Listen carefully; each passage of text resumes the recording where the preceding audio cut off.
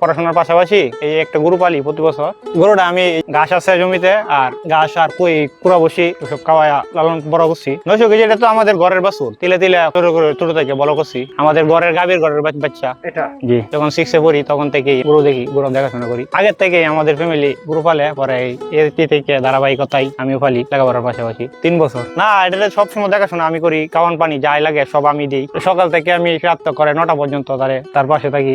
তার সম্পর্ক কেমন? এই ভালোই সম্পর্ক, আমাদের বন্ধু ইয়ার মতো। আমি ঘরে গেলে উঠতে দাঁড়াই, শুয়ে থাকলে উঠতে দাঁড়াই, আমার দিকে তাকায় থাকে। তার খাবার প্রয়োজন হইলে উমলি করে আমার দিকে তাকায় থাকে। মানুষের যেমন নেশা থাকে আমারও গরুর নেশা আর কি। লেখাপড়ার পাশাপাশি যে সময়টা থাকে এটা গরুর পিছে দিই। এটার দাম কত টাকা নির্ধারণ করছেন?